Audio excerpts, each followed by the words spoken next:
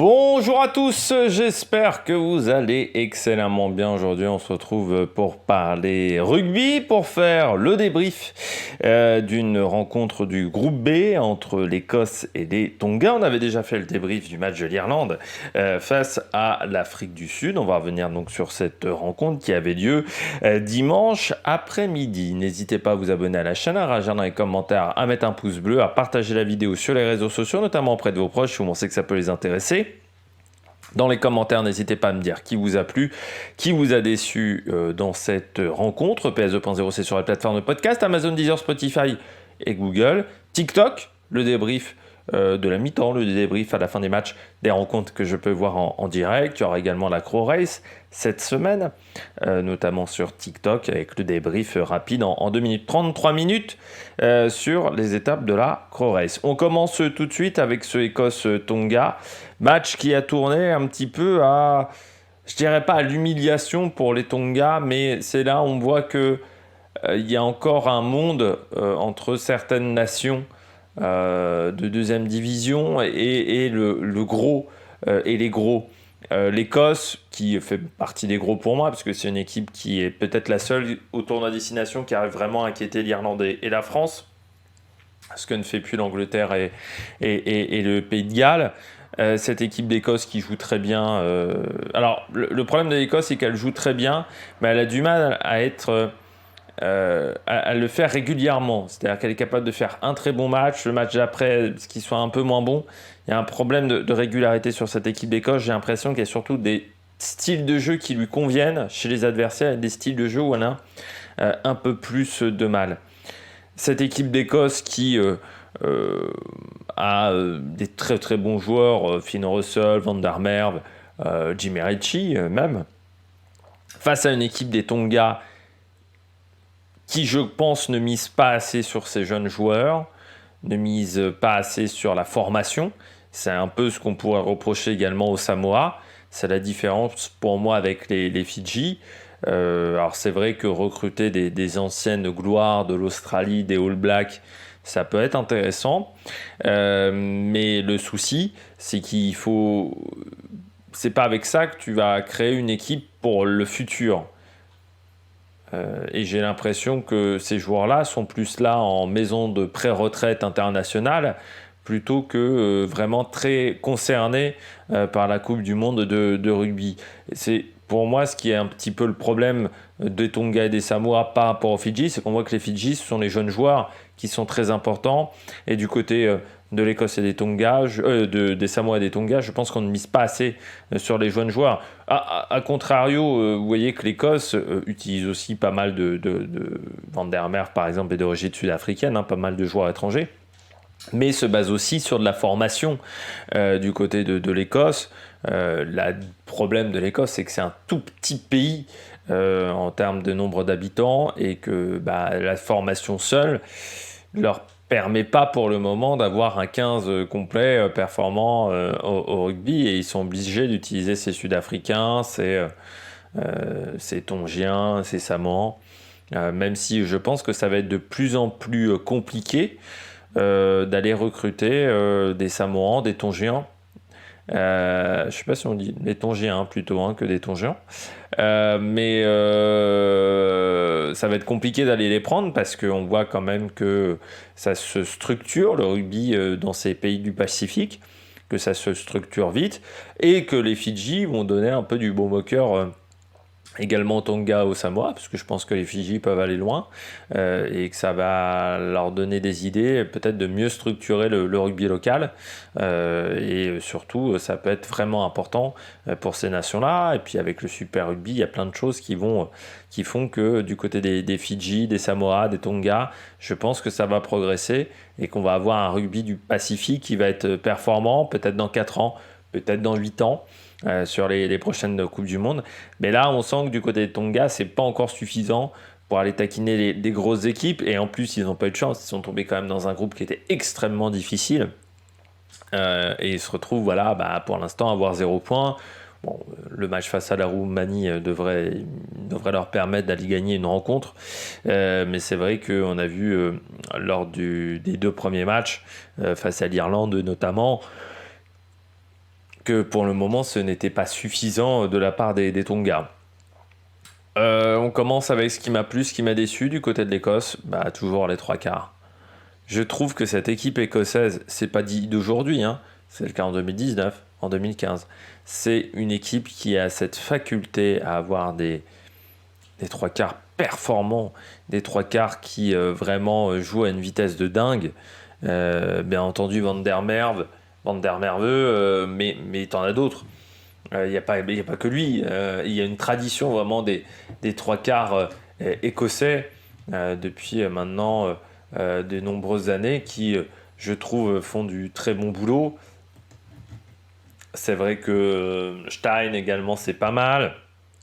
Kinghorn, quand tu regardes aussi depuis certaines années, c'est vraiment des équipes qui savent faire au niveau des trois quarts. Et c'est vrai que le jeu offensif écossais, l'organisation du jeu offensif écossais, avec à la baguette Finn Russell, moi ça me subjugue à chaque fois, parce que c'est vraiment une équipe qui est capable de faire mal à tous les adversaires avec ce jeu offensif.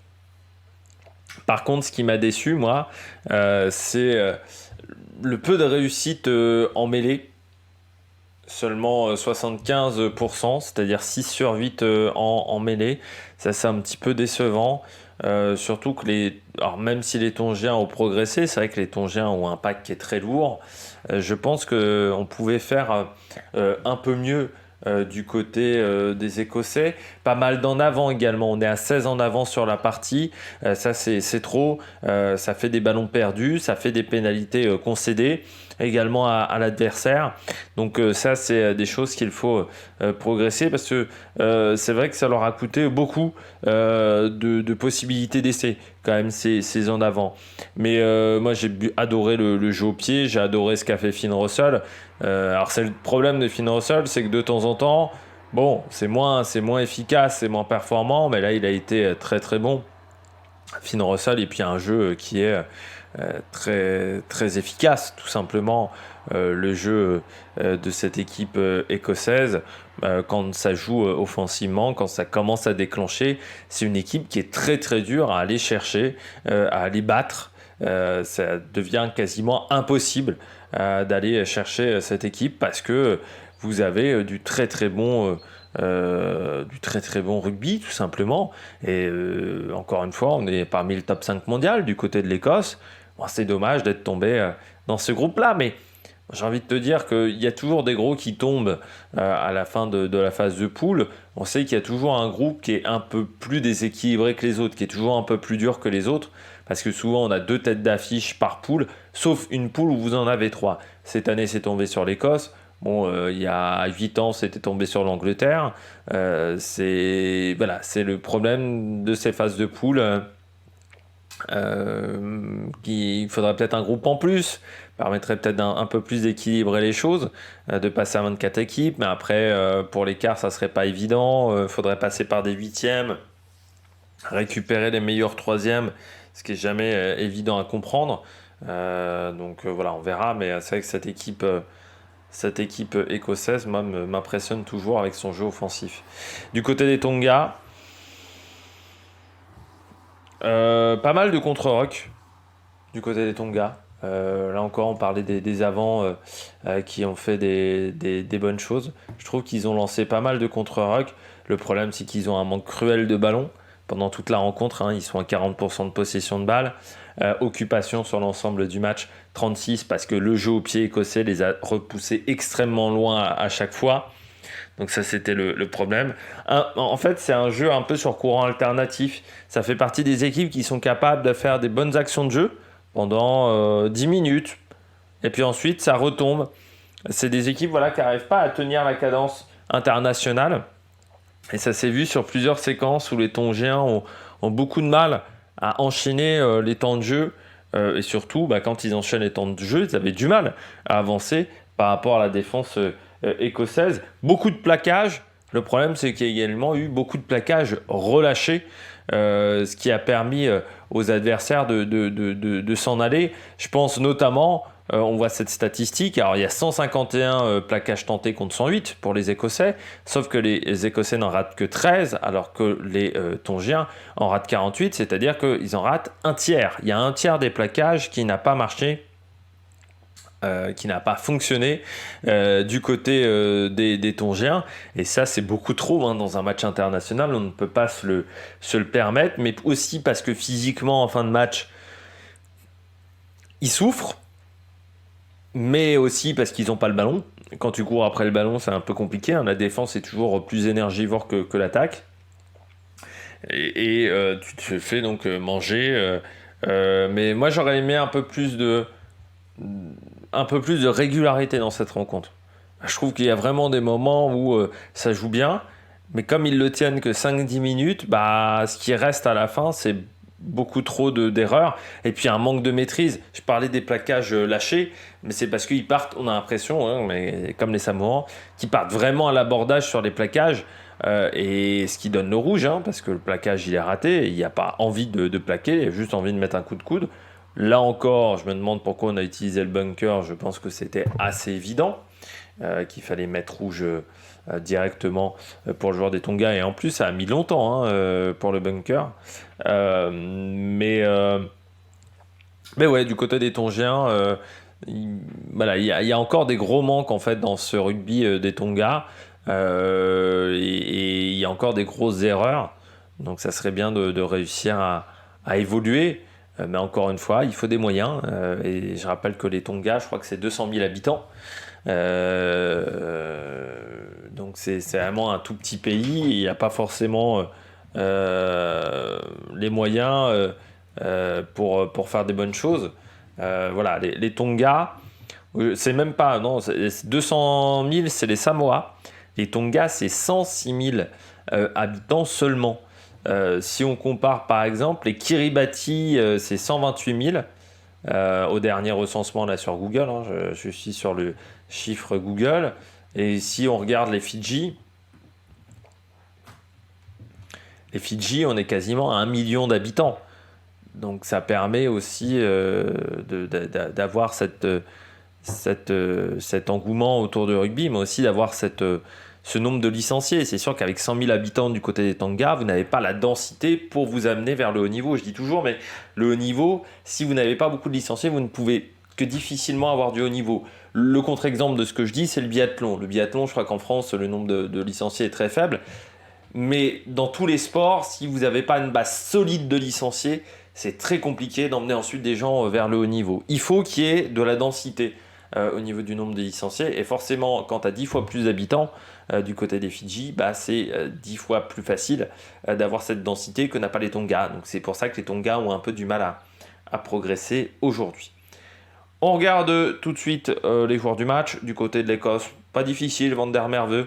C'est un joueur que j'adore parce que malgré le fait qu'il a un physique avantageux, c'est-à-dire qu'il a un très beau physique, c'est un joueur qui est très costaud, très massif, qui a des qualités physiques, de puissance, et bien c'est un joueur qui est toujours dans la recherche de l'intervalle, qui est toujours dans la recherche d'éviter le plaquage, d'éviter de faire un raffut. Et là on le voit notamment, il y a une course où il va faire une course de travers, et ensuite ça va amener un des essais écossais, mais il va faire une course toute travers pour éviter les plaquages, pour faire des raffus. Il va gagner des mètres, malgré le fait qu'il ne court pas droit, et ça va permettre surtout de redistribuer le jeu de l'autre côté. C'est un joueur qui est hyper intelligent, qui est toujours dans l'analyse de comment se placer à la défense, et quand on lui laisse un peu de place, c'est un joueur qui est quand même très souvent bien cadenassé par la défense adverse, mais quand on lui laisse un peu de place, il est capable de faire des très bons matchs, comme aujourd'hui.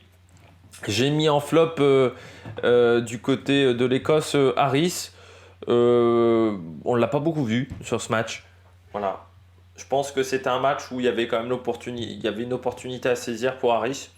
Bon, voilà, il n'a pas été très très présent dans cette rencontre. Du côté des Tonga, bien entendu le carton rouge qui fait mal pour Fifita, mais encore une fois ce manque de maîtrise du côté des plaquages du côté des Tonga, mais voilà, Fifita.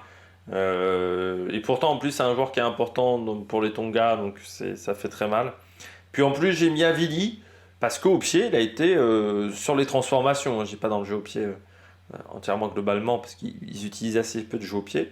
Mais je trouve qu'il a fait, voilà, il a été juste. Et encore une fois, c'est vrai que c'est le vrai progrès. Je trouve du côté des Samoa, ça s'est vu sur le premier match, beaucoup moins sur le deuxième. Mais je trouve que c'est les progrès quand même. Au niveau des charnières sur les équipes du Pacifique, je trouve qu'on a fait des gros progrès. Parce que c'était un vrai problème, les charnières dans les équipes du Pacifique. Et je trouve qu'on a vraiment progressé là-dedans. Et oui, j'ai oublié de faire les classements. Je m'en excuse, donc on le fait tout de suite après avoir dit au revoir. C'est de l'improvisation, c'est du direct. Du côté du classement de ce groupe B, c'est important maintenant le classement. Donc l'Irlande, 14 points. L'Afrique du Sud à 10 points avec 2 victoires et une défaite. Ces deux nations ont joué 3 fois pour le moment. L'Écosse à 5 points, mais elle n'a joué que 2 rencontres. L'Écosse doit encore jouer la Roumanie. Il faudra donc prendre le bonus sur cette rencontre et doit jouer l'Irlande. Et c'est un match où s'ils arrivent à aller gagner face à l'Irlande, ça va être bien, mais l'avantage c'est que l'Irlande a quand même du temps pour préparer ce match attentivement, surtout c'est leur dernière rencontre. Et puis bon, les Tonga 0 points et la Roumanie 0 points également, vu les avérages goals qui sont négatifs, moins 71 et moins 150, la qualification n'est plus possible. Donc l'Écosse sera au moins 3e, donc qualifiée pour la prochaine Coupe du Monde. Ce qui ne sera donc pas le cas des Tonga. Donc il y aura une phase de qualification à passer. Et donc Afrique du Sud, Irlande, Écosse, ça va se jouer sur le match face à l'Irlande pour les Écossais, qui feront peut-être tourner un petit peu lors du match face à la Roumanie pour cette équipe de l'Écosse. Bon, j'espère que vous avez aimé cette vidéo. Si vous avez aimé cette vidéo, n'hésitez pas à vous abonner à la chaîne, à réagir dans les commentaires, à mettre un pouce bleu. Puis nous, on se retrouve pour de nouvelles aventures sur la Mec Production. Ciao, ciao!